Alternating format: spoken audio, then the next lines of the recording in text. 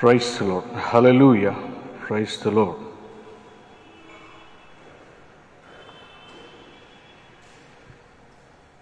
Praise the Lord. Hallelujah.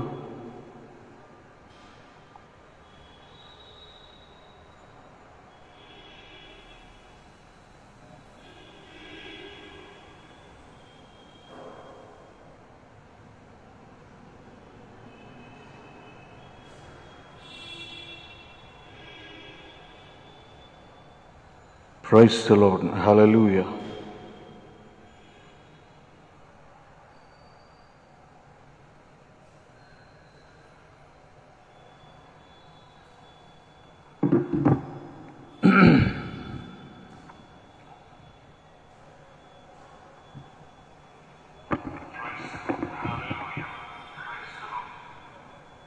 క్రీస్తునందు ప్రియ దేవుని సంఘమా, మన ప్రభువును ప్రియ రక్షకుడైన యేసుక్రీస్తు నామములో మీ అందరికీ సాయంకాలపు శుభాలను తెలియజేస్తూ ఉన్నాను. మిమ్మల్ని అందరినీ ప్రేమపూర్వకంగా ఈ యొక్క ఆరాధనలోనికి ఆహ్వానిస్తూ ఉన్నాను. మరి మీరంతా ఎంతో ఆసక్తిగా ఎదురు చూస్తూ ఉన్నారు. ప్రతిదినము వాక్యాన్ని వినడానికి, దేవునిలో బలపడటానికి మీరు ఇష్టపడుతూ ఉన్నారు కనుక దేవుడు ఖచ్చితంగా ఈరోజు కూడా మీ హృదయాలను తృప్తిపరుస్తాడు అని మనం నమ్మి ప్రార్థన చేద్దాం.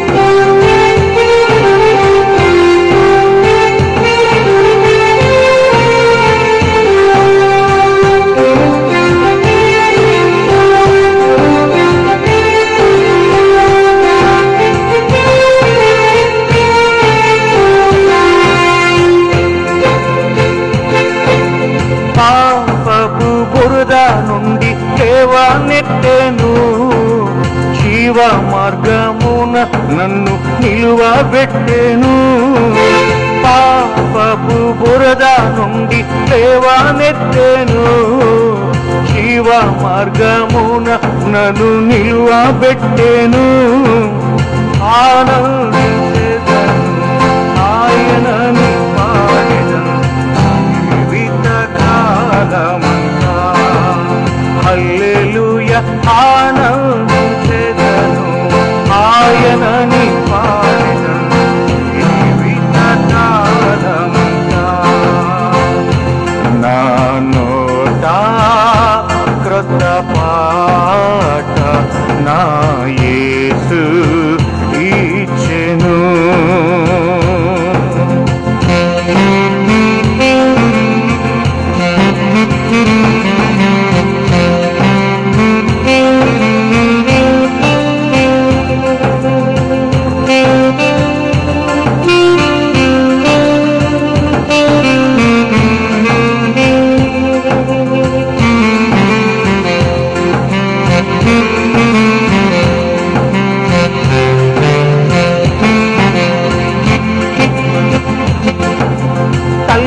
తండ్రి బంధుమిత్రు జీవమాయెను. నిందను భరించి ఆయన మహిమ చాటెను. తల్లి తండ్రి బంధుమిత్ర జీవమాయెను. నిందను భరించి ఆయన మహిమ చాటెను. ఆనందించెదను ఆయనని పాడెదను జీవిత కాలమంతా. హల్లెలూయా ఆనందించెదను ఆయనని పాడెదను జీవిత కాలమంతా. నా నోట క్రొత్త పాట నా యేసు ఇచ్చెను.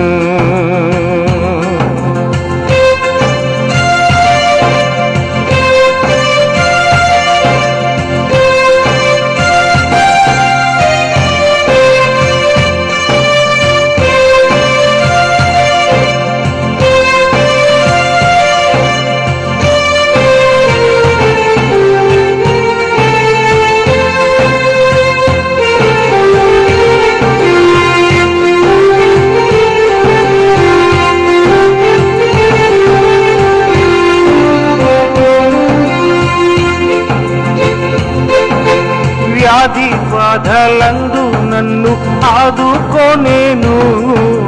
కష్ట నష్టము తొలగించి శుద్ధీకరించెను.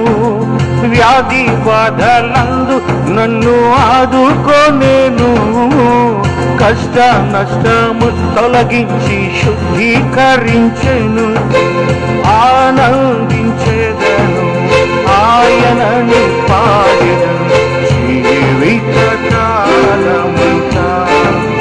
హల్లెలూయా ఆనందించెదను ఆయనని పాడెదను జీవిత కాలమంతా. నా నోట క్రొత్త పాట నా యేసు ఇచ్చెను. నా నోట క్రొత్త పాట నా యేసు ఇచ్చెను. ఆనందించెదను ఆయనని పాడెదను జీవిత కాలమంతా. హల్లెలూయా ఆనందించెదను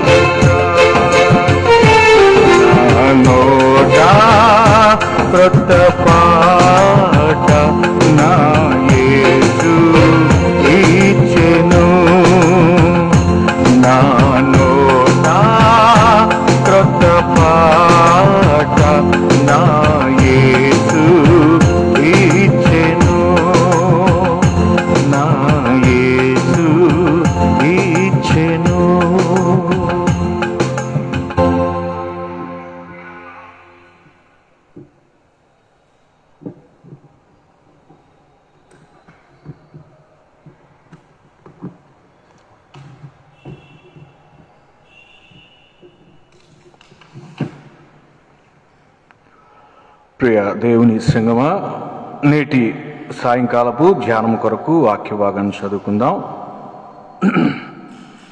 అపోస్తులుడైనటువంటి పౌలు గారు తిమోతికి రాస్తూ ఉన్నటువంటి 2వ పత్రిక 4వ అధ్యాయము 7వ వచనం ఉన్నటువంటి వాక్య భాగాన్ని మనం ఈ సాయంకాలం ధ్యానం చేద్దాం.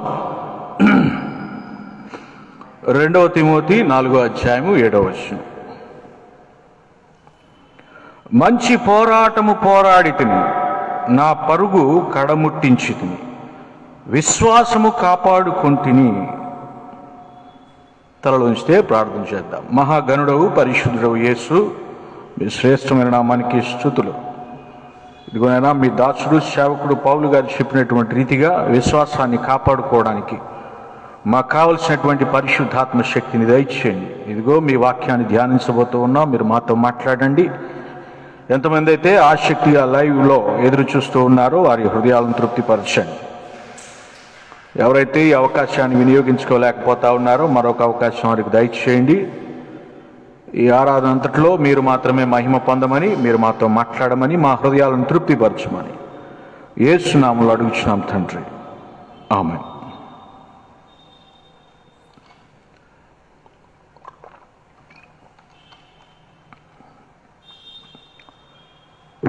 ప్రియ దేవుని సంగమా, చదవబడినటువంటి వాక్య భాగంలో ఉన్నటువంటి ప్రాముఖ్యమైనటువంటి విషయాన్ని మనం ఆలోచించగలిగితే, చూడగలిగితే,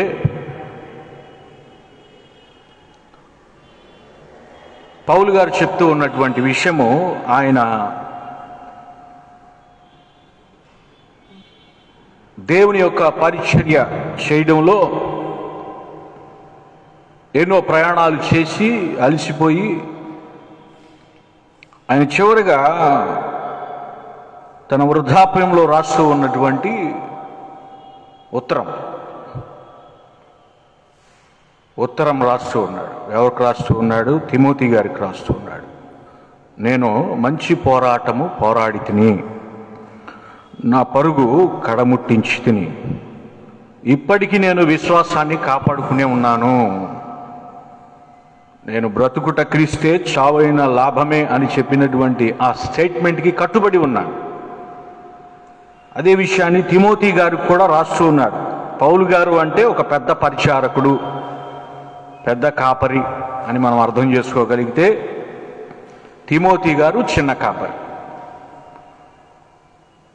తిమోతి గారికి చెప్తూ ఉన్నటువంటి హెచ్చరిక, పోరాటాన్ని నేను కడముట్టించాను. ఇక నా వయసు అయిపోయింది, ఇక నేను చివరి దశలో ఉన్నాను. ఇదిగో ఈ బాధ్యత యవనస్తుడు అయినటువంటి నీవు తీసుకోవాలి. కాబట్టి నీవు మరి భక్తి శ్రద్ధల యందు, పవిత్రత యందు, విశ్వాసము యందు జాగ్రత్తగా ఉండాలి. నీవు కూడా శిలువను ఎత్తుకొని ప్రయాణించేటువంటి ఈ యొక్క యాత్రలో ఎన్నో ఒడిదుడుకులు ఉంటాయి, కష్ట నష్టాలు ఉంటాయి, వేదనలు, బాధలు ఉంటాయి, అన్ని రకాలైనటువంటి ఆటుపోట్లు ఉంటాయి, గాలి తుఫాన్లు ఉంటాయి. కానీ నీవు విశ్వాసం నుంచి సడలిపోవడానికి వీల్లేదు. నేను ఎంతగా ఈ యొక్క విశ్వాస పరుగును ముగించాను అంటే, చివరిగా తర్వాత ఒక మాట కూడా ఆయన చెప్తూ ఉన్నాడు, ఇక మీదట నా కొరకు నీతి కిరీటం ఉంచబడి ఉన్నది. అంత కాన్ఫిడెంట్గా పౌలు గారు చెప్తూ ఉన్నాడు.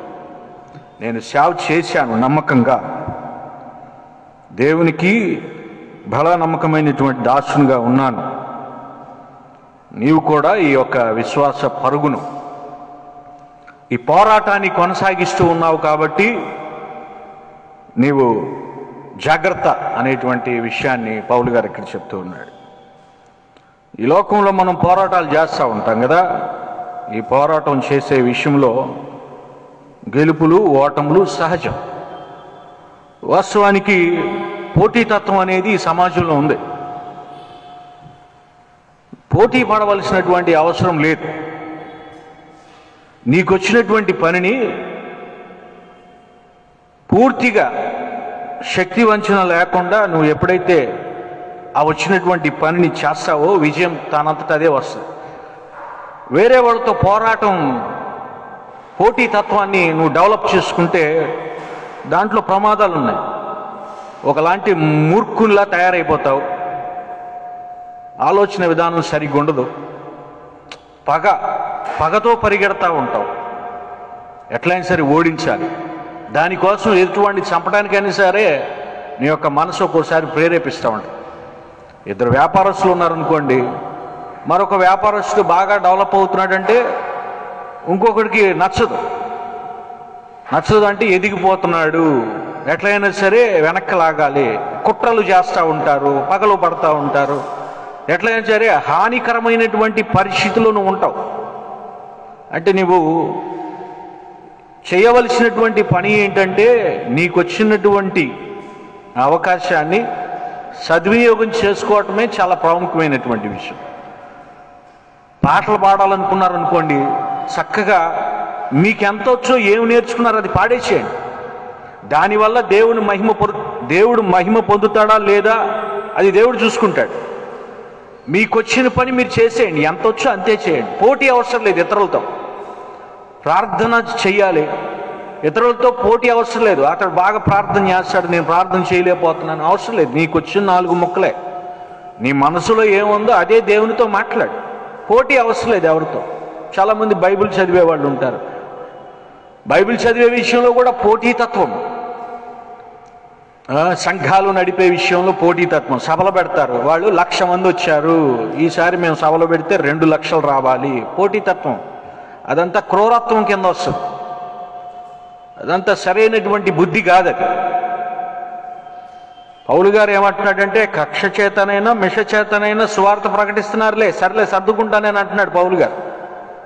కానీ ఇక్కడ ఏంటంటే విషయం, ఆ తిరుగుబాటుతనము,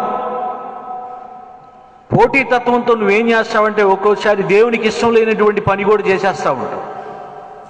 దేవుడు చెప్తా ఉంటాడు, ఇప్పుడు చేయబాక అని మాట్లాడుతూ ఉంటాడు. కానీ వినకుండా మనము వాడికంటే ముందెళ్ళిపోవాలి. పోటీ అవసరం లేదు. నువ్వు పోటీ పడవలసి వస్తే నిజానికి ఎవరితో పోటీ పడాలంటే మనుషులతో పోటీ పడాల్సిన అవసరం లేదు. 100%గా నీవు నీ యొక్క శరీరంతో పోటీ పడు. నీ ఆత్మ నీ శరీరంతో పోటీ పడాలి. శరీరాన్ని ఓడించేసావనుకో, శరీరాన్ని ఓడించేస్తే విజయం తనంతట అదే వస్తుంది. అది శాశ్వతమైనటువంటి విజయం. అది ఈ లోకములో గెలుపు ఓటములు మనుషులతో పెట్టుకున్నటువంటి పోటీతత్వం, ఒక్కోసారి గెలుస్తాం, ఒక్కోసారి ఓడిపోతాం. దానివల్ల వచ్చే ప్రాబ్లమ్స్ ఏంటంటే నిరుత్సాహం, దానివల్ల వచ్చేటువంటి ప్రాబ్లమ్స్ అలసట వస్తుంది, నిరుత్సాహం వస్తుంది, అట్లాగే అశాంతికి కరువు అవుతూ ఉంటాం. అదే గనక విశ్వాస యాత్రలో కూడా నువ్వు నీతి కోసం నిలబడి చేసేటువంటి పోరాటంలో కూడా ఇవి కూడా ఉంటాయి. అలసట ఉంటుంది, నిరుత్సాహం ఉంటుంది, అశాంతి ఉంటుంది. ఇదంతా ఎవరంటే అపవాది కలిగించేటువంటి ఒకలాంటి డిసప్పాయింట్మెంట్స్. ఇవన్నీ ఈ యొక్క యాత్రలో సహజంగానే ఉంటాయి. కానీ వాటిని తట్టుకుని కదా మనం చివరి వరకు పోరాడవలసినటువంటి అవసరం. ఎవరితో, మనుషులతో ఏం పోటీ పడాల్సిన అవసరం లేదు, కానీ మీ శరీరంతో మీరే పోటీ పడండి. ఈరోజు ఒక పాట పాడాను అనుకో, రేపొద్దున పాడడానికి మరి ఎక్కువగా సాధనం చేసి ఇంకొంచెం బాగా పాడడానికి ట్రై చేయండి. అట్లా అట్లా అట్లా అట్లా ఆటోమేటిక్గా ప్రజలే చెప్తారు, బాగా పాడుతున్నాడు, బాగా బైబిల్ చదువుతున్నాడు, బాగా ప్రార్థన చేస్తున్నాడు, సంఘాన్ని చక్కగా నడిపించుకుంటున్నాడు. ఇలాంటివన్నీ ప్రజలు చూసి చెప్తారు. విశ్వాస యాత్రలో పౌలు గారు కూడా ఏమంటా ఉంటాడంటే, శరీరాన్ని ఓడించండి, మీరు శరీర కార్యాలను ఓడించండి. మనం పోరాడవలసింది ఎవరితో? శరీర కార్యాలతో, దుష్ట శక్తులు, అపవాదిని ఓడించాలి. అపవాది ఎవరిలో ఉందో తెలియదు. అపవాది కలిగిన వాళ్ళు ఏం చేస్తారంటే రెచ్చగొడతారు. రెచ్చగొట్టే కొద్ది నువ్వు రెచ్చిపోయావు అనుకో, తర్వాత సమస్యలు వస్తూ ఉంటాయి. ఇది ఒకరి మీద అసూయతో, కక్షతో, ద్వేషముతో ఒకరిని ఓడించాలని కొనసాగించే విశ్వాసం కాదు ఇది. క్రైస్తవ విశ్వాసం అంటే ఏంటంటే నీ శరీరాన్ని ఓడించి నీ ఆత్మ దేవుని యొక్క ఆత్మ సహవాసం చేయాలి. అందుకు నీ శరీరాన్ని నువ్వు ఓడించాలి. నీలో దేవుని ఆత్మ నివసించాలంటే నువ్వు శరీర కార్యాలని ఓడించాలి. అది మంచి పోరాటం. అదే చెప్తున్నాడు ఆయన, మంచి పోరాటము.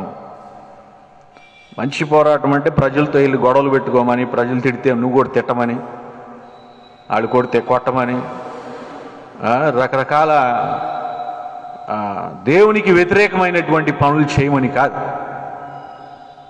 నిన్ను నువ్వు కంట్రోల్ చేసుకోవాలి. అది చాలా ముఖ్యమైనటువంటి విషయం ఈ యొక్క విశ్వాస జీవితంలో. మొదటిగా చూడగలిగితే విశ్వాస పోరాటంలో మనకు సహజంగానే ఉండేటువంటి ఎదురయ్యేటువంటి అపవాది శోధనలు అనొచ్చు. ఏంటంటే మొదటిదిగా అలసట వస్తూ ఉంటుంది. ఈ అలసట ధీమా వల్ల రావచ్చు, లేకపోతే గర్వం వల్ల రావచ్చు, లేకపోతే నిర్లక్ష్యం వల్ల రావచ్చు. ఉదాహరణకు కుందేలు తాబేలు కథ మనకు తెలుసు కదా. ఏమొచ్చింది? కుందేలుకి గర్వం వచ్చేసి పరుగు పందెం మొదలైంది. ఇద్దరు పరిగెడతాం ప్రారంభించారు. ముందు కుందేలు వెళ్తుంది బాగానే ఉంది, దానికి శక్తికి మించి పరిగెడుతుంది బాగానే ఉంది. మధ్యలో వెనక్కి తిరిగి చూస్తే తాబేలు స్లోగా వస్తుంది, నెమ్మదిగా వస్తుంది. అది వచ్చేసరికి ఇంక చాలా టైం పట్టిద్దిలే, మనం కొంచెంసేపు ఇక్కడ రెస్ట్ తీసుకుందాం అని చెప్పి చెట్టు కింద కూర్చుందంట. కొంచెంసేపు కూర్చుంది. అలసట కదా, అలసటలో వచ్చేటువంటి సమస్య ఏంటి? నిద్ర వస్తుంది, గాఢ నిద్ర వచ్చేస్తుంది. అలసటలో నిద్రపోయిందంట. ఈలోపు వెనకాల నుంచి వచ్చినటువంటి తాబేలు నెమ్మదిగా చేరుకోవాల్సినటువంటి గమ్యం చేరేసుకుంది. కాబట్టి గర్వం ప్రమాదం, నిర్లక్ష్యం ప్రమాదం. అలసట వచ్చింది అంటే మనం చేయవలసినటువంటి పని కూడా చెప్తూ ఉన్నాడు. అలసట వస్తే యేసుక్రీస్తు నామాన్ని మనం ఒకసారి తలుచుకుంటూ మరలా పని మొదలు పెట్టడమే. అలిసిపోతే శత్రువులు దాడి చేస్తారండి. అలిసిపోయావు సరే, అలిసిపోయిన సమయంలో మనం తీసుకునే నిర్ణయం కూడా చాలా ముఖ్యమైనటువంటి విషయం. ఆ సమయంలో జాగ్రత్త ఉండాలి. అలిసిపోయినప్పుడు దేవుణ్ణి మర్చిపోతారు చాలామంది. అలిసిపోయినప్పుడు చాలామంది ప్రార్థన కూడా చేయరు. అలిసిపోయేలా ఇంకేముందులో పడుకుందాం అనుకుంటారు. పగలంతా పనిచేసి రాత్రి వచ్చి ఇంటికి ఇచ్చి చక్కగా భోజనం చేసి ప్రార్థన చేసుకుని పడుకోవాలి. కానీ చాలామంది అలిసిపోయామని చెప్పి నిర్లక్ష్యం చేస్తూ ఉంటారు. అటువంటి అప్పుడు మీ మీద ఆటోమేటిక్గా అపవాది దాడి చేస్తుంది. ఎంత అలిసిపోయినా సరే ప్రార్థన చేసుకుని పడుకోవాలి, పాటలు పాడుకుని పడుకోవాలి, వాక్యం చదువుకుని పడుకోవాలి, దైవ ఆశీర్వాదాలు పొందుకుని పడుకోవాలి. లేకపోతే కనుక సమస్యలోకి వెళ్ళిపోతారు. మీరు సమస్యలోకి వెళ్ళిపోతారు. సరిగా నిద్ర పట్టకపోవచ్చు, పీడకలలు వస్తూ ఉంటాయి, పీడకలలు. కాబట్టి ఈ విశ్వాస యాత్రలో ప్రతిదీ చాలా ముఖ్యమైనటువంటి విషయం. దావీదు మహారాజు గారు అడవుల్లోకి పరిగెడుతున్నాడంట, పారిపోతున్నాడంట. దేవునికి వ్యతిరేకమైనటువంటి పనులు చేశాడు కదా, తప్పదు, శిక్ష వచ్చింది. పరిగెడుతున్నాడు, పారిపోతున్నాడు. అహీతోపేలు ఆయన ఒక ఐడియా చేశాడు. దావీదు మహారాజు బాగా అలిసిపోయాడు, అలిసిపోయి పడుకుంటాడు. పడుకున్న సమయంలో నేను వెళ్ళి చంపేస్తాను అని చెప్పి అభిషేలంతో చెప్తున్నాడంట దావీదు. అహీతోపెలు అలిసిపోయినప్పుడు అపవాది దాడి చేస్తాడు, నేను చంపాలని చూస్తాడు. జాగ్రత్తగా ఉండాల. దేవుడు ఏమంటున్నాడు ఇక్కడ? హెబ్రీయులకు రాసిన పత్రిక 12వ అధ్యాయం 3వ వచనంలో చూడగలిగితే, మీరు అలసట పడకయు మీ ప్రాణములు విసుకకయు ఉండునట్లు పాపాత్ములు తనకు వ్యతిరేకముగా చేసిన తిరస్కారము అంతయు ఓర్చుకొనిన ఆయనను తలంచుకొనుడి. అలసిపోయినప్పుడు యేసు క్రీస్తు వారిని తలుచుకోవాలి, శక్తినిమ్మని ప్రార్థన చేయాలి, నిర్లక్ష్య ద్వారా ఉంటే పక్కన పెట్టాలి. ఇవన్నీ దేవుడు చెప్తూ ఉన్నటువంటి విషయాలు.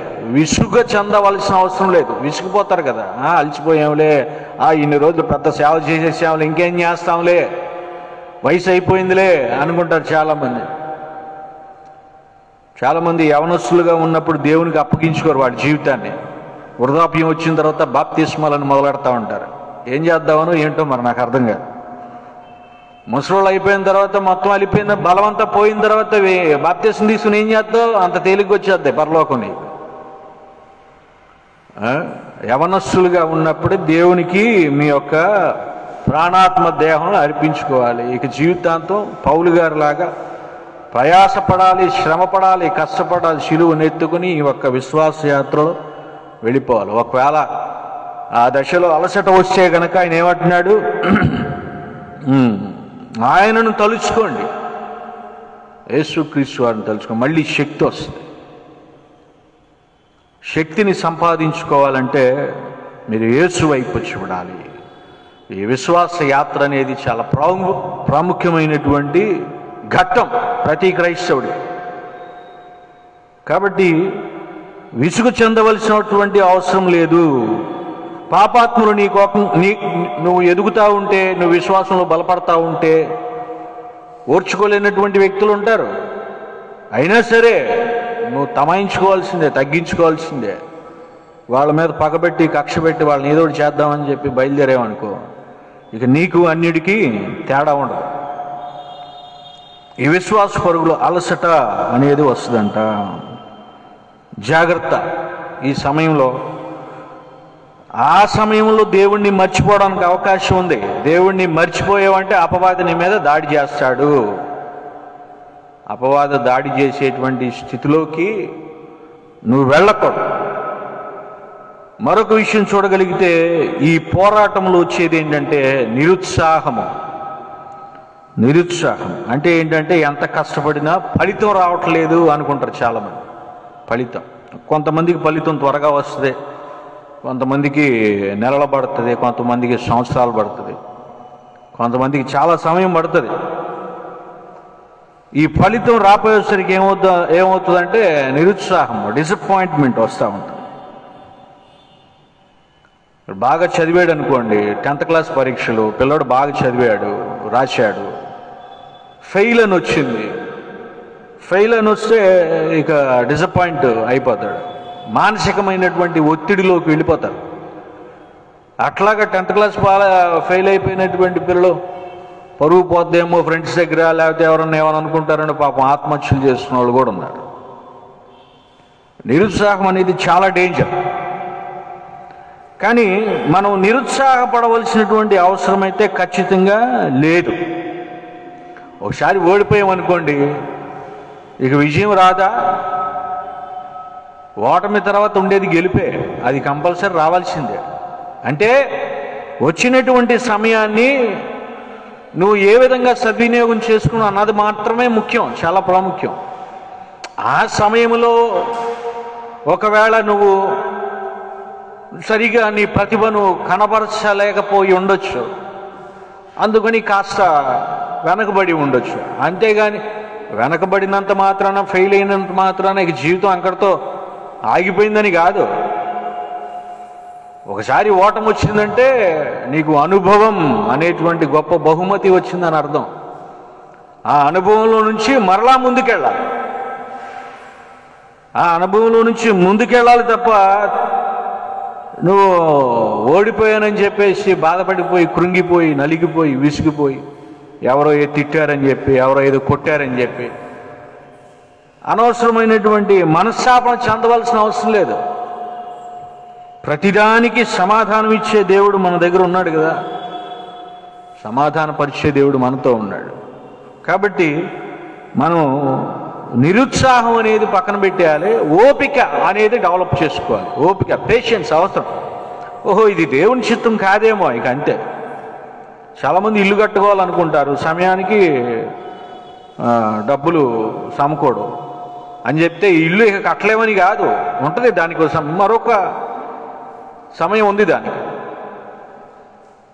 ఆ సమయానికి దేవుడు కార్యం చేస్తాడు.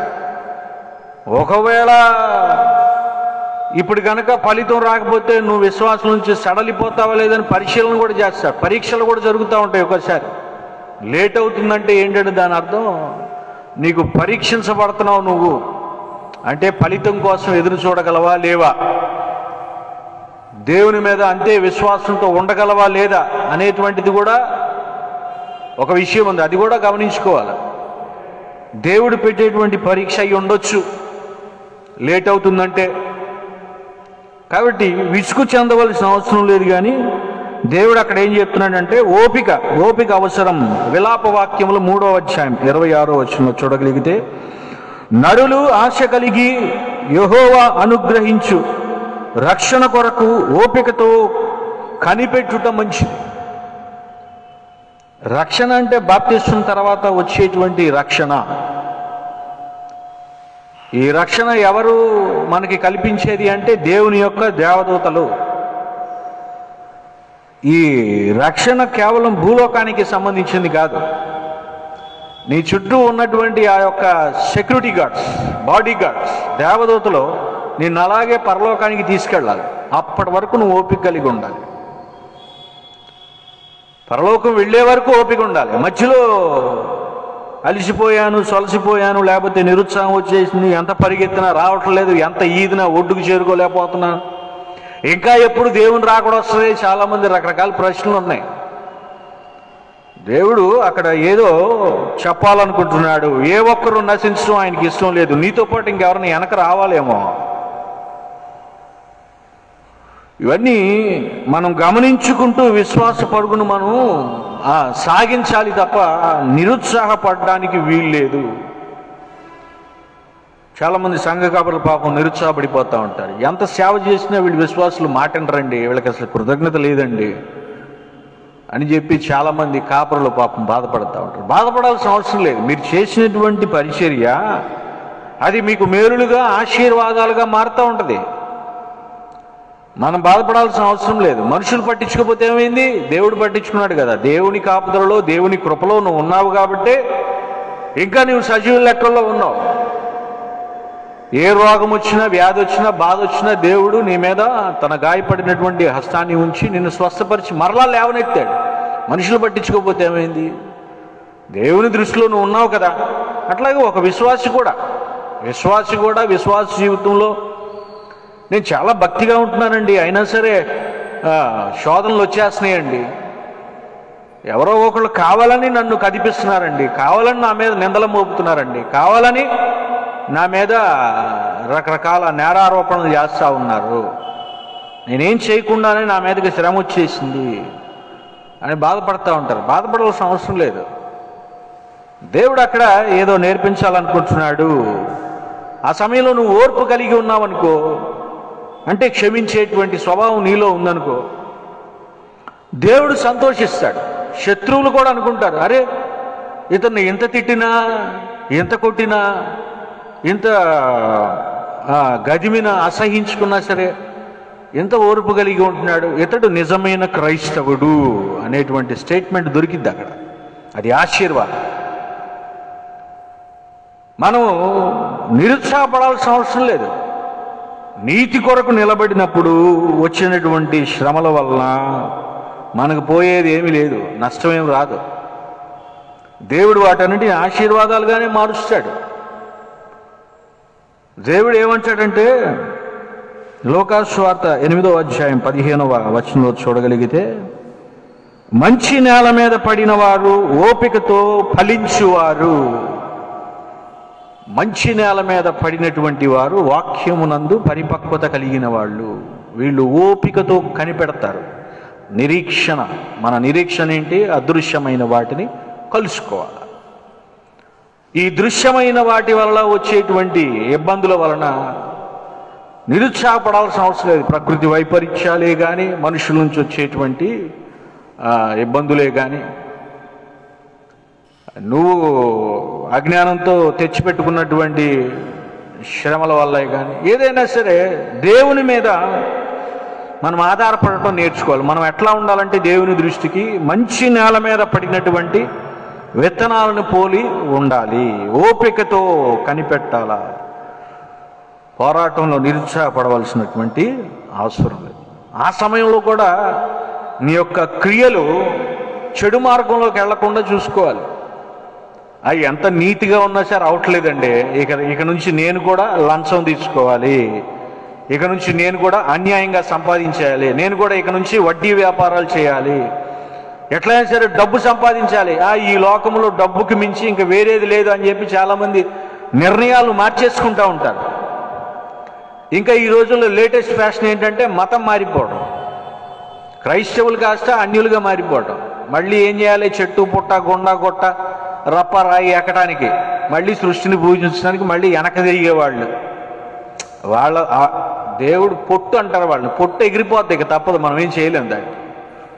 కానీ గింజలు అనేవాళ్ళు ఎట్లా ఉండాలంటే మంచి నేల మీద పడినటువంటి గింజ, అది భూమిలో పడి చనిపోయి మరలా భూమిని చీల్చుకొని బయటికి వచ్చి నేను బ్రతికాను ప్రభు అని చెప్పి ఆకాశం వైపు చూసి ఆయనకి కృతజ్ఞతాస్తుతులు చెల్లించేటువంటి మొక్క, లేత మొక్క.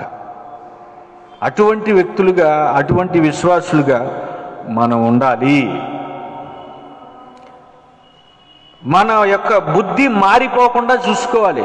ఏకాగ్రత దేవుని మీద మాత్రమే ఉండాలి. సత్క్రియలు అంటూ ఉన్నాడు అక్కడ, అయినా సరే సత్క్రియలు చేయాల్సిందే. ఓపికతో ఫలించేవాళ్ళు సత్క్రియలు చేస్తారంట. రోమాపత్రిక 2వ అధ్యాయం 7వ వచనంలో చూడగలిగితే, సత్క్రియలను ఓపికగా చేయించు మహిమను ఘనతను అక్షయతను వెదకు వారికి నిత్య జీవము. క్షయమైన వాటిని వెతకటం కాదు, అక్షయము అని మాట్లాడుతున్నాడు. క్షయమైపోయే వాటి గురించి మనం ప్రాకులాట అవసరం లేదు.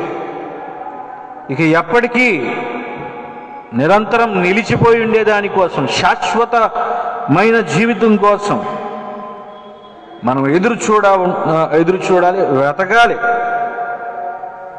నిత్య జీవం కోసం మనం కష్టపడాలి తప్ప ఈలోపు చిన్న చిన్న టెంప్టేషన్స్ వల్ల, శరీరాశ, నేత్రాశ, జీవడంబం వల్ల విశ్వాస జీవితాన్ని పాడు చేసుకోకూడదు అని దేవుడు చెప్తా ఉన్నాడు.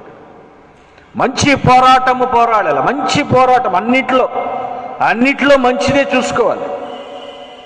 నా రాజ్యంలో నీతిని వెతకాలంటాడు దేవుడు. నీతిని కలిగి మంచిదేదో మేలుకరమైనది మాత్రమే చెయ్యాలి. ఓపికగా ఉండాలి. నువ్వు ఓపిక కలిగి ఉంటే దేవునికి మహిమ, దేవునికి ఘనత, దేవునికి ప్రభావములు అని దేవుడు చక్కగా మనతో మాట్లాడుతూ ఉన్నాడు కదా. ఎప్పటిదాకా ఉండాలి? యాకోబు రాసిన పత్రిక 5వ అధ్యాయం 8వ వచనం, ప్రభు రాకడ సమీపించుచున్నది గనుక మీరును ఓపిక కలిగి ఉండుడి, మీ హృదయమును స్థిరపరచుకొనుడి అంటున్నాడు. నిర్ణయాలు మార్చుకోవాల్సిన అవసరం లేదు, హృదయం స్థిరంగా ఉండాలి. ఒకసారి కమిట్మెంట్ అయిపోయింది, ఒకసారి వాగ్దానం అయిపోయింది, ఒకసారి బాప్తిస్మం అయిపోయింది, ఒకసారి రక్షణ అయిపోయింది. ఇక నుంచి నీవు సర్వాధికారి ప్రభు అయినటువంటి యేసుక్రీస్తును ఒప్పుకున్నావు. చేసినటువంటి ప్రమాణము ఏ స్థితిలో ఉందో చూసుకోవాలి. అంతేగాని చిన్న వాటికి నలిగిపోయి సడలిపోవాల్సినటువంటి అవసరం లేదు. ఈ నిరుత్సాహం అనేది కలుగు చేసేది ఎవరు? అపవాది. నీ వల్ల కాదంటాడు. నువ్వు ఎంత కష్టపడినా నీకు వేస్ట్, నేను ఎవడు గుర్తించడు అంటాడు. నీ పరువు పోయింది అంటాడు. అహం మీద కొడతా ఉంటాడు వాడు. అహం మీద దెబ్బ కొట్టేవాడు అపవాది. మనం అప్పుడు ఏం చేయాలంటే యేసుక్రీస్తు వారు ఎంత ఓర్చుకున్నాడో అది జ్ఞాపకం చేసుకోవాలి. యేసుక్రీస్తు వారు మీద ముఖం మీద ఉమ్మూశారు, కొట్టారు, తన్నారు, కింద పడేశారు, లాగారు, కొరడాలతో కొట్టారు, శిలువను ఎక్కించారు, కాళ్ళకి చేతులకు మేకులు కొట్టారు.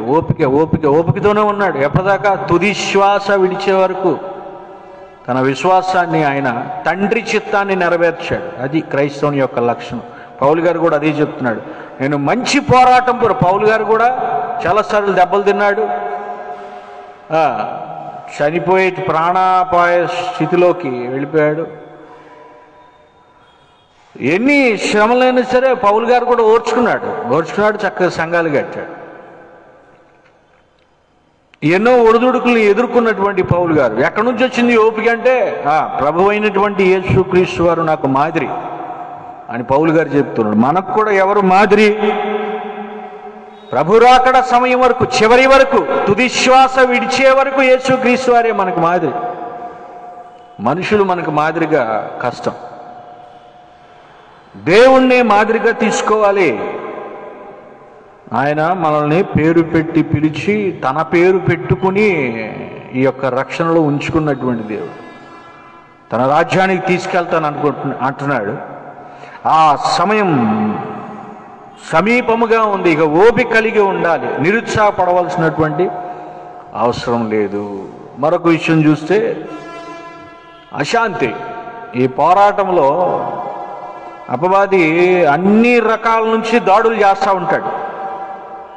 మనశ్శాంతి లేనటువంటి స్థితిలోకి వెళ్ళిపోతావు. నిద్ర పట్టదు. నిద్ర పట్టనటువంటి స్థితిలోకి దాడులు ఎక్కువైపోతాయి. రాజకీయ పరమైన దాడులు, ఆర్థిక పరమైన దాడులు, సామాజిక పరమైన దాడులు, మతపరమైన దాడులు, మతోన్మాదులు చేసేటువంటి దాడులు. పరిపాలక వర్గం ఒక తెగను అణిచివేయాలని చూస్తూ ఉంటారు. ముస్లిమ్స్ కానీ క్రైస్తవులను కానీ అణిచివేయాలని చూసేటువంటి క్రమంలో చేసేటువంటి రకరకాల దాడులు వాళ్ళు చేస్తారు, లేకపోతే ఎవరితోన్నా చేపిస్తూ ఉంటారు.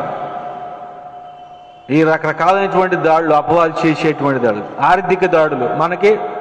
మనం ఎప్పుడు ఆస్తులు కూడబెట్టుకోం కదా, ఎప్పటికప్పుడే తింటాము, ఉన్న దాంట్లో తృప్తి చెందుతూ ఉంటాం. అవసరానికి కరోనా వచ్చింది, ట్రీట్మెంట్ చేయించుకుంటే అక్కడ డబ్బులు ఉండవు. ఆ టైంలో మనకు వచ్చేది ఏంటంటే అశాంతి గురవుతాం. నేను ఎంత విశ్వాసంతో ఉన్నా సరే ఇదిగో ఈ సమయం వచ్చేసరికి కనీసం హాస్పిటల్కి వెళ్ళడానికి కూడా నా దగ్గర డబ్బులు లేవు అనేటువంటి ఒక రకమైనటువంటి అశాంతికి గురయ్యేటువంటి స్థితిలోకి వచ్చేస్తూ ఉంటాం. కానీ దేవుడు సహాయం చేసే దేవుడు అండి. దేవుడు ఏ పరిస్థితిలో ఉన్నా సరే. సమాజంలో చూస్తే క్యాస్టిసిజం ఉంది మన భారతదేశంలో. ఎంత సేవ చేసినా, ఎంత పరిచయం చేసినా ఆఖరికి వచ్చి ముడిపెట్టేది ఎక్కడికంటే నీ క్యాస్ట్ ఏంటి అంటారు. క్రైస్తవుల వలన ఈ భారతదేశము లబ్ధి పొందినటువంటి తీరు అసలు చరిత్ర పుస్తకాల్లో చూస్తే భారతదేశం అంతా క్రైస్తవ మిషనరీలకి ఇప్పటికీ వాళ్ళకు కృతజ్ఞత కలిగే ఉండాలి క్రైస్తవులు భారతదేశానికి చేసిన సేవను బట్టి. కానీ ప్రస్తుతం ఉన్నటువంటి పరిస్థితిని చూస్తే మన విశ్వాస పోరాటానికి పరీక్ష ఇది. ఇప్పుడు టెక్నాలజీ అంతా ఎవరిదే? క్రైస్తవులే కదా. టెక్నాలజీ అనే మాట వస్తే అందరూ క్రైస్తవులే. ఇప్పుడు ఫేస్బుక్ కూడా, ఇంటర్నెట్ కూడా అందరూ క్రైస్తవులే కదా. ఎక్కడి నుంచి వచ్చింది ఇదంతా? ఈ టెక్నాలజీ అంతా విదేశాల నుంచి వచ్చింది. భారతదేశంలో ఎవరేం కనిపెట్టలేదు. మన వాళ్ళకి అంత తెలివి లేదు. భారతదేశంలో కనిపెట్టింది ఏంటంటే క్యాస్ట్, కులం కనిపెట్టారు అంతే. వచ్చిన కాడికి వచ్చినాడికి వాడుకోవటం, అవసరం తీరాక వదిలేయటం మనుషుల్ని. అది బాగా అలవాటు ఇక్కడ. ఏమండి, ఉన్నటువంటి పరిస్థితులను బట్టి, పొందినటువంటి మేలులను బట్టి కృతజ్ఞతలు కలిగి ఉండాలి. కానీ ఎవరు ఆ స్థితిలో లేరు. ఎంతసేపు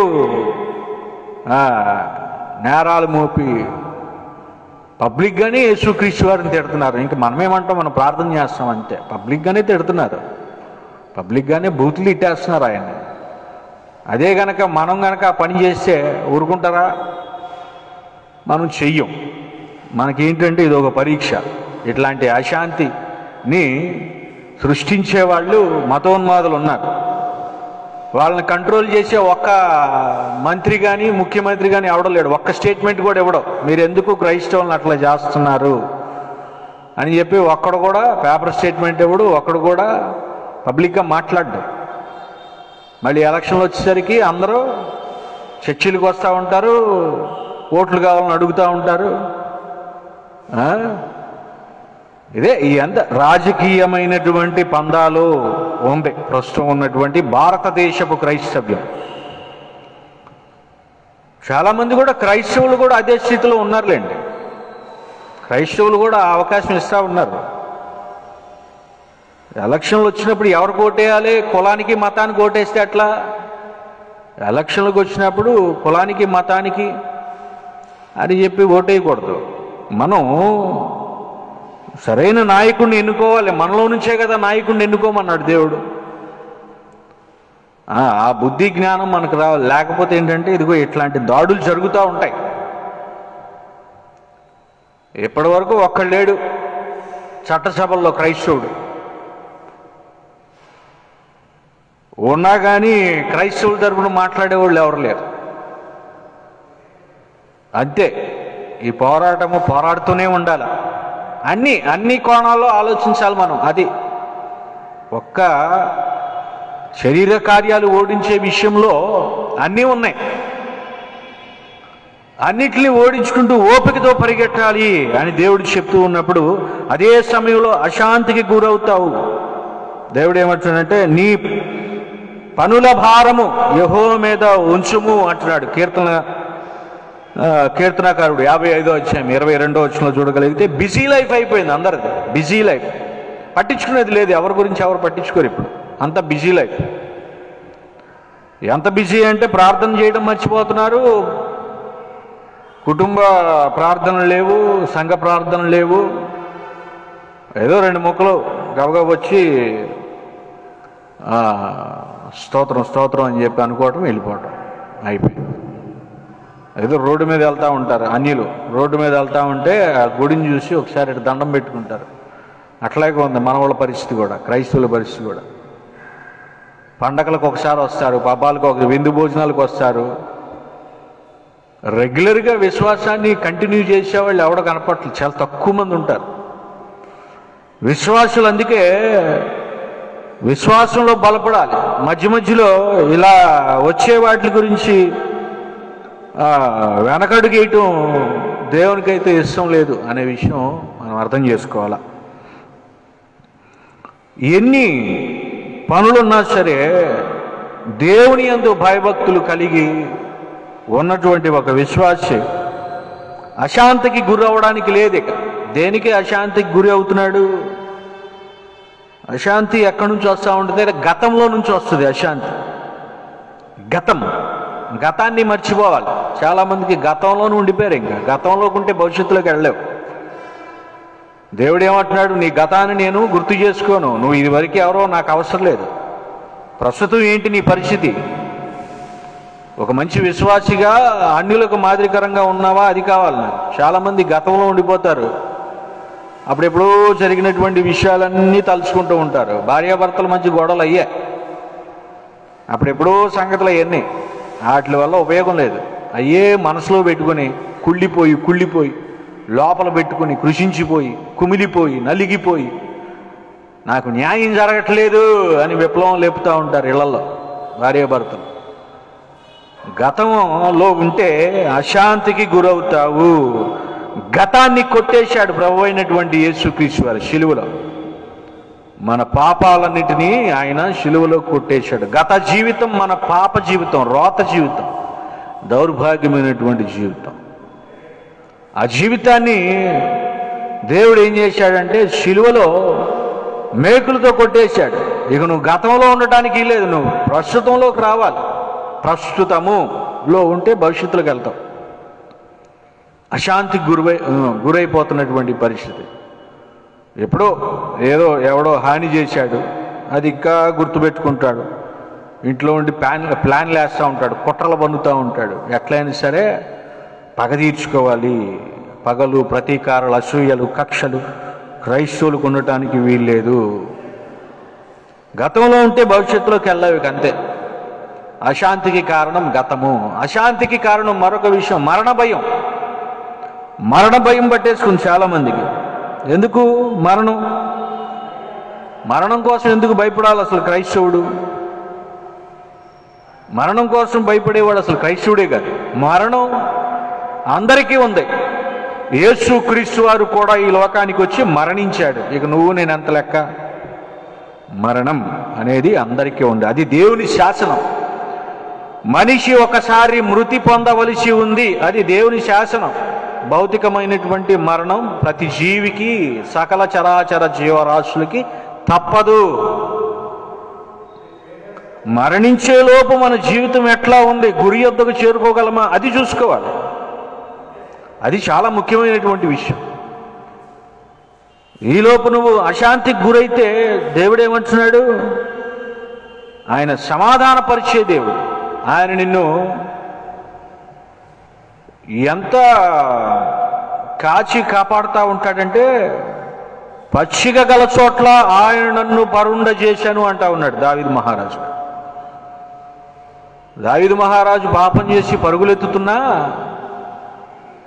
ఆయన అలసిపోతున్నా, విసిగిపోతున్నా, వేసారిపోతున్నా, ఎక్కడ చూసినా నిరుత్సాహాలు వస్తూ ఉన్నా, కన్న కొడుకే వెనకాల పరిగెత్తి చంపాలని చూస్తూ ఉన్నా, దావీదు గారు ఇస్తూ ఉన్నటువంటి పలుకుతూ ఉన్నటువంటి మాట ఏంటంటే, పచ్చిక గల చోట్లనే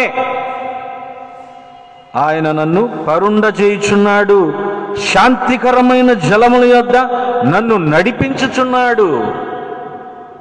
ఇది విశ్వాస పరుగంటే. ఎట్లయినా సరే దేవుని మీద ఆధారపడటమే. మరణం ఎందుకు? నువ్వు చనిపోవటం ఆయనకి ఇష్టం లేదు, ఆ విషయం గుర్తుపెట్టుకో. నీవు మరణించడం ఆయనకి ఇష్టం లేదు. నీవు మరణించడం అంటే భౌతికమైనటువంటి మరణం గురించి కాదు ఆయన చెప్తా ఉంది, ఆధ్యాత్మికమైనటువంటి కాపుదల, ఆత్మల కాపరి ఆయన. శరీరానికి మరణం తప్పదు, ఆత్మకు మరణం రాకూడదు, అది కాపాడుకోవాలా. అది విశ్వాస పరుగును కాపాడుకోవటం అంటే ఏంటంటే, మీ ఆత్మ నాశనానికి వెళ్ళకూడదు, నరకాగ్నిలో పడిపోవడానికి వీల్లేదు, మీకు రెండవ మరణం ఉండకూడదు. రెండవ మరణాన్ని ప్రభువైనటువంటి యేసు క్రీస్తు వారు శిలువలో తప్పించినటువంటి ఘనుడు. శిలువలో జరిగినటువంటి కార్యం ఏంటి? రెండో మరణం తప్పించబడింది. ఆ విషయం తెలుసా మీ అందరికీ? రెండవ మరణం గురించి శిలువలో ఆయన మన కోసం మూల్యాన్ని చెల్లించాడు. మొదటి మరణం భౌతికమైనటువంటి మరణం, అది సహజం. రెండో మరణం ఉండకూడదు. అది చాలా జ్ఞాపకం పెట్టుకోండి మీరు. అంతేగాని చచ్చిపోతామని చెప్పేసి భయపడిపోవటం, అశాంతికి గురవటం, అమ్మో బీపీ వచ్చింది, షుగర్ వచ్చింది, లివర్ పాడైపోయింది, కిడ్నీ పాడైపోయింది, కరోనా వచ్చేసింది, ఇప్పుడు థర్డ్ వేవ్ వచ్చేస్తుంది, భయంతో సగం చచ్చిపోతావు నువ్వు. భయపడతా ఉంటే వేసుకునే మందులు కూడా పనిచేయవు. నిజమైనటువంటి ఆరోగ్యం ఏంటంటే మనశ్శాంతిగా ఉండు.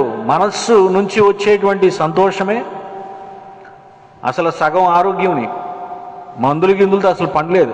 సంతోషం, ఆనందించుడి, ఎల్లప్పుడూ ఆనందించుడి ఆయనలో. శ్రమలైన, వేదలైన, దుఃఖమైన, ఉపద్రవములైనా సరే పౌలు గారు ఓర్చుకున్నాడంట, సంతోషించాడు, ఆనందించాడు. నేను క్రీస్తులో ఆనందిస్తూ ఉన్నాను అన్నాడు పౌలు గారు. నువ్వు కూడా ఆనందించాలా. ఈ విశ్వాస పరుగు అనే దాంట్లో మనం ఆనందిస్తూనే ఉండాలి, కానీ భయంగా బ్రతకడానికి వీల్లేదు. ఎందుకు భయపడాలి? నువ్వు దేనికి భయపడాలి? తర్వాత చచ్చిపోతామని భయపడాలా? నీ ఆత్మకు మరణం లేదు, అది డిక్లేర్ చేశాడు శిలువలో ఆయన. ఇంకెందుకు భయం? భౌతికంగా మరణిస్తామన్నా? మీ తల్లిదండ్రులు కూడా చనిపోయారు, మీ ముత్తాతలు కూడా చనిపోయారు, బైబిల్ రాసినటువంటి భక్తులందరూ చనిపోయారు. అందరికీ మరణం సహజం. శరీరంతో చేయబడినటువంటి ఈ గుడారం శిథిలమైపోక తప్పదు. ఈ గుడారం శిథిలమైపోయే నాటికి నీ ఆత్మ పరిపక్వతను సంపాదించుకుని ప్రభురాకడ కోసం ఎదురు చూడాలి. మంచి పోరాటము పోరాడేవాడిగా ఉండాలి.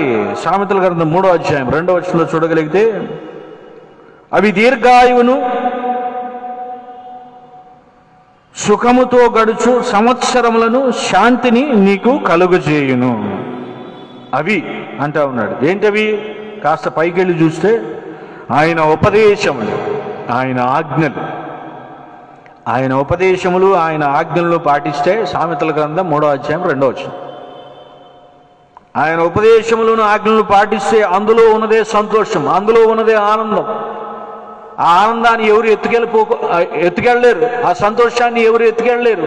అది దొంగిలించబడదు. అది ఆనందం నీలోనూ ఉంది. దేవుడు నీలో ఉన్నాడు, దేవుడు మన మధ్య నివసిస్తూ ఉన్నాడు. లోకం వైపు చూస్తే దుఃఖం తప్పదు, లోకం వైపు చూస్తే అశాంతి తప్పదు, లోకం వైపు చూస్తే రకరకాలైనటువంటి దాడులు తప్పదు. దిక్కులు చూడకుండా విశ్వాస యాత్రను చక్కగా నడుపుకోవాల్సినటువంటి బాధ్యత నీకుండి. అందుకు పరిశుద్ధాత్ముడు శక్తిని దయచేస్తాడు. ఆయన ఉపదేశములు, ఆజ్ఞలు అంటే నీ చేతిలో ఉన్నటువంటి బైబిల్. నీ బైబిల్ నువ్వు తరచుగా చదువుతూ ఉండాలి, ధ్యానిస్తూ ఉండాలి. ఇదిగో ఇట్లాంటి ప్రసంగాలు వస్తూ ఉన్నప్పుడు వినాలి.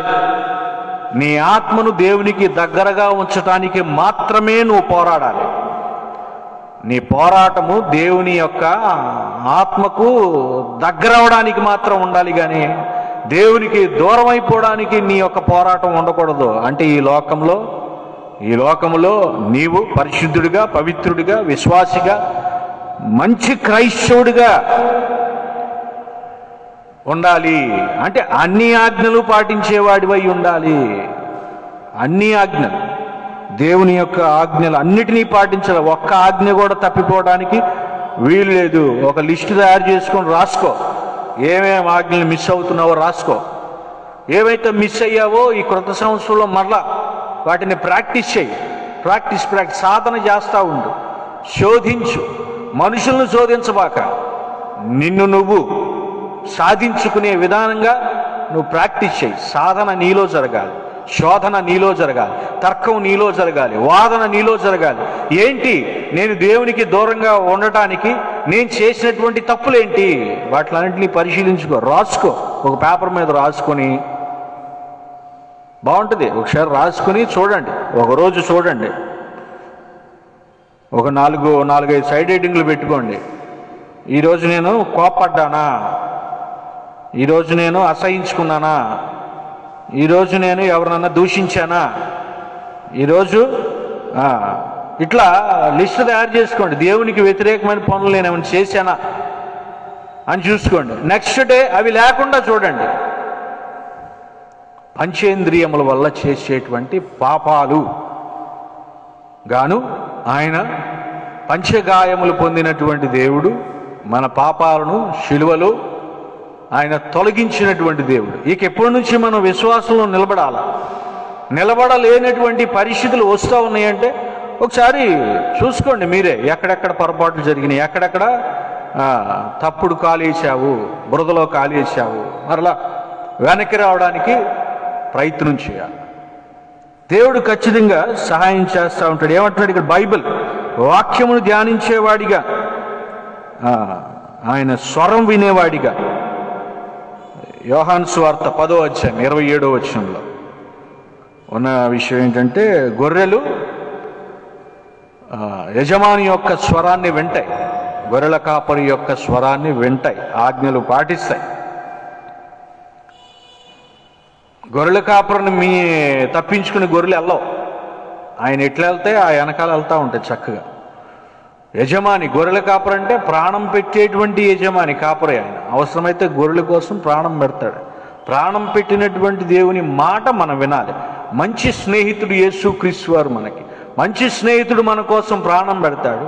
ఆయనే మన యజమాని, ఆయనే మన యొక్క ఆత్మల కాపరి. నీ ఆత్మ పవిత్రంగా ఉండాలంటే నీవు పరిశుద్ధాత్ముని మాట వినాలి, పవిత్రుడైనటువంటి ప్రభువైనటువంటి యేసుక్రీస్తు వారి మాట వినాలి, ఆయన ఉపదేశములు వినాలి, పరిశుద్ధతలో నిలబడాలి అనేది దేవుని చెప్తూ ఉన్నాడు అక్కడ.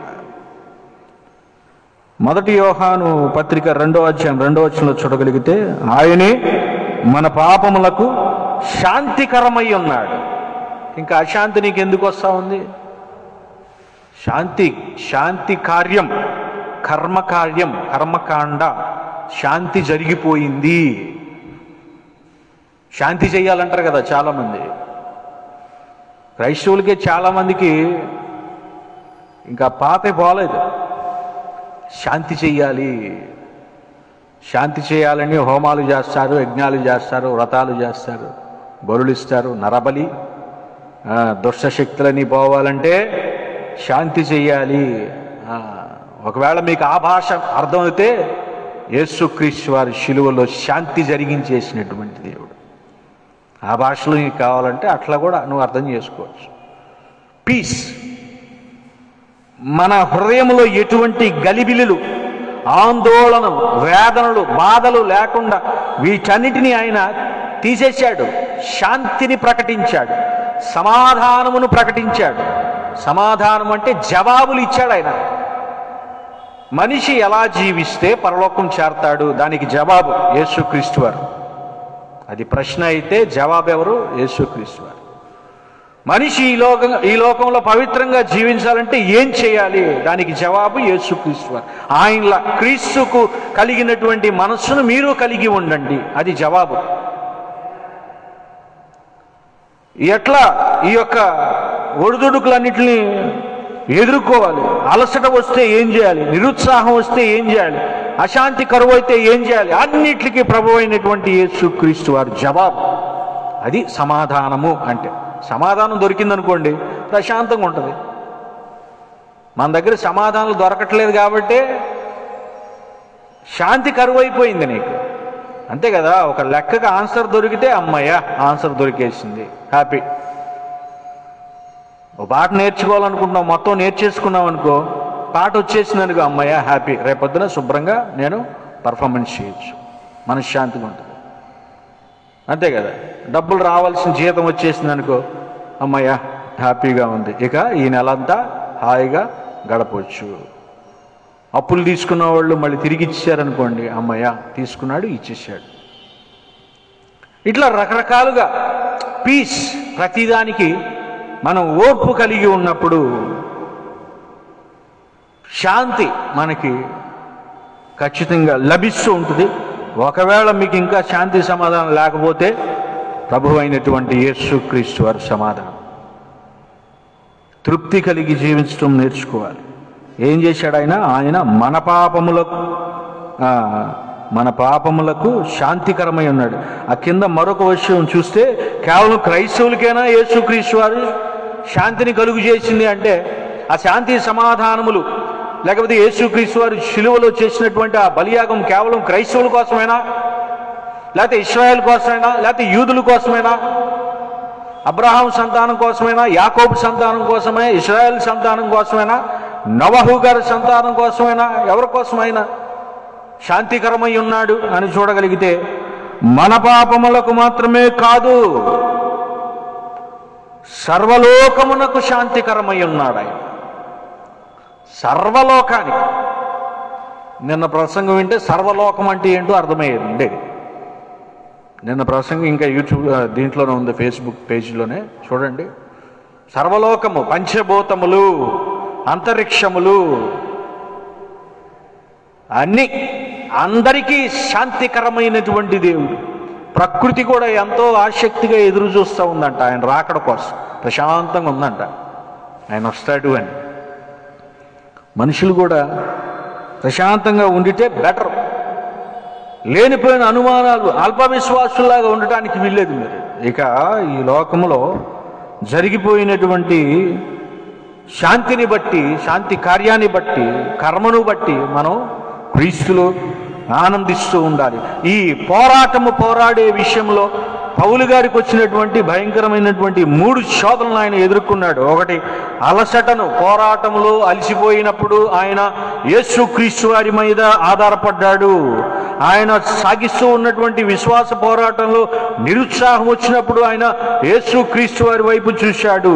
పౌలు గారి యొక్క పోరాటంలో ఆయన అశాంతికి గురి అయినప్పుడు శాంతికరమైనటువంటి యేసుక్రీస్తు వారి మీద ఆధారపడ్డాడు. మనం కూడా ఈ లోకంలో ఈ విశ్వాస యాత్రను కొనసాగిస్తూ ఉన్నాం కాబట్టి మంచి పోరాటము పోరాడి తిని అనేటువంటి సాక్ష్యాన్ని మనం చెప్పగలగాలి ధైర్యంగా.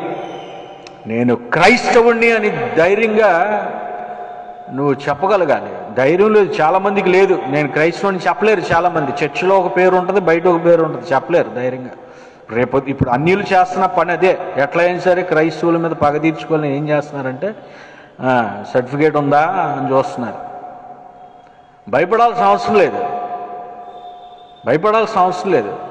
సర్టిఫికేట్ లేకపోతే యేసుక్రీస్తు వారిని ఆరాధించుకోకూడదా ఏంటి? కులానికి మతానికి ఏంటి సంబంధం? భయపడాల్సిన అవసరం లేదు. ఇవ్వండి అని చెప్పండి, ఇవ్వండి సర్టిఫికేట్ ఇవ్వండి. ఎవడెవడో వాళ్ళకి అది లేదు. అంత ధైర్యం వాళ్ళకి లేదు, ఇచ్చే ధైర్యం. తీసుకునే ధైర్యం మనకున్నా వాళ్ళకి లేదు, ఇచ్చే ధైర్యం. ఎందుకంటే భారతదేశం మొత్తం క్రైస్తవులు అయిపోతారేమో, అదొక భయం.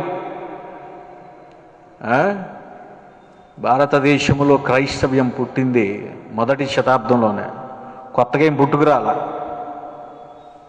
భయపడవలసినటువంటి అవసరం లేదు. పోరాటంలో రాజకీయమైన, సామాజికమైన, మతపరమైన, ఆర్థికపరమైన ఒడిదుడుకులు, శాతాను శోధనలు వస్తూ ఉంటాయి. మనము మంచి పోరాటము పోరాడాము అనేటువంటి తృప్తితో మరణించాల. మన మరణం తృప్తికరంగా ఉండాలి, మనకి తృప్తికరంగా ఉండాలి. పౌలు గారు అదే చెప్తున్నాడు.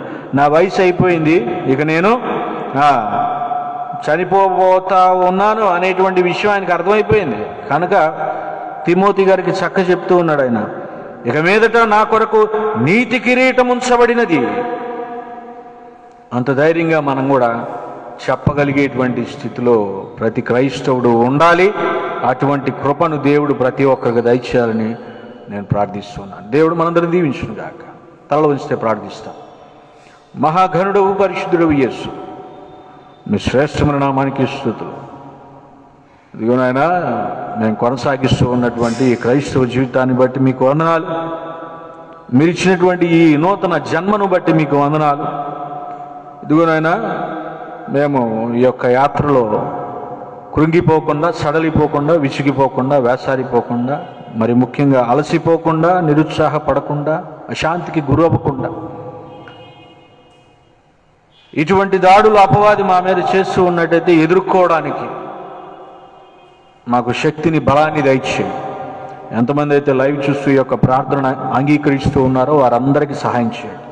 మీ దేవదూతలను కావలిగా ఉంచండి. మీరు రాకడ పర్యంతం విశ్వాసం అనేటువంటి దృఢమైనటువంటి, పవిత్రమైనటువంటి మీపైన ఆధారపడుతూ, ప్రేమకు ప్రతిరూపమైనటువంటి మిమ్మల్ని ప్రకటిస్తూ, మీరు క్షమించిన విధంగా అందరూ ఒకరినొకరు క్షమించుకుంటూ, మీరు త్యాగం చేసినటువంటి రీతిగా వారి జీవితాలని క్రీస్తు కొరకు, సంఘం కోసం, సార్వత్రిక సంఘం కోసం త్యాగం చేస్తూ ఇదిగో ఈ పరుగును కొనసాగించే భాగ్యాన్ని దయచేయండి. విజయాలు మీ దగ్గర ఉన్నాయి. విజయాలు ఇచ్చేటువంటి దేవుడు మీరు, జీతం ఇవ్వడానికి సిద్ధంగా ఉన్న దేవుడు మీరు. మేము మంచి జీతాన్ని తీసుకోవడానికి మాకు మంచి మనస్సును దయచేయండి. ఈ లోకంలో మంచి విశ్వాసములుగా, మంచి క్రైస్తవులుగా ఉండటానికి మాకు సహాయం చేయమని ఆంధ్ర బాప్టిస్ట్ చర్చ్ సంఘ సభ్యులందరూ మీ చేతులకు అప్పగిస్తూ వారి విశ్వాసాన్ని వారు కాపాడుకునేటువంటి ప్రయత్నం చేస్తూ ఉండగా మీ శక్తిని దయచేయండి. విదేశాలలో ఉద్యోగాలు చేస్తూ ఉన్నారు, వారందరం దీవించండి.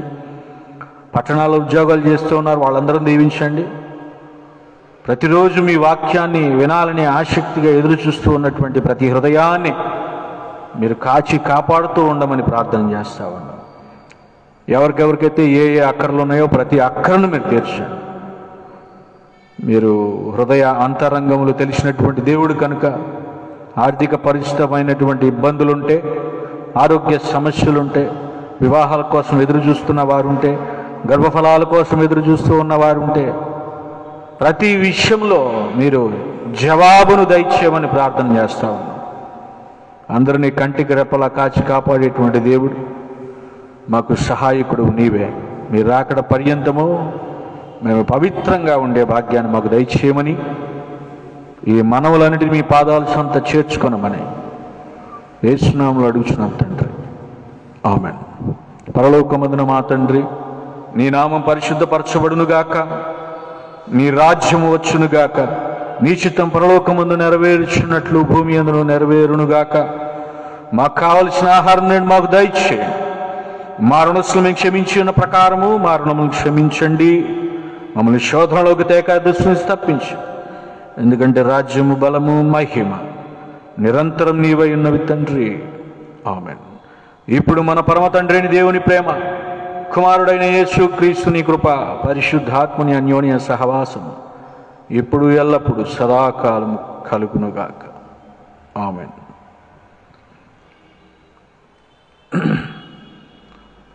మంచిది. ప్రియమైనటువంటి దేవుని సంగమా, ప్రతిరోజు వస్తూ ఉన్నటువంటి లైవ్ కార్యక్రమాలు మీరు క్రమం తప్పకుండా వీక్షించండి. మనం ఉన్నది అంచె దినాలలో కాబట్టి విశ్వాసంలోనే బలంగా ఉండాలి. ఏమాత్రం సడలిపోవడానికి వీల్లేదు. కరోనా విషయంలో జాగ్రత్త, మాస్కులు వాడండి, శానిటైజర్ వాడండి, భౌతిక దూరాన్ని పాటించండి. మీ శరీరాన్ని జాగ్రత్తగా కాపాడుకోండి, మీ ఆత్మను జాగ్రత్తగా కాపాడుకోండి. అందుకు సహాయం చేయడానికి ప్రభువైనటువంటి యేసుక్రీస్తు వారు మనకున్నారు. ఆయన వైపే చూస్తూ ఈ యొక్క యాత్రను మీరు కొనసాగించాలని నేను ప్రార్థిస్తున్నాను. మరొకసారి కలుసుకుందాం. మీ అందరికీ వందనాలు.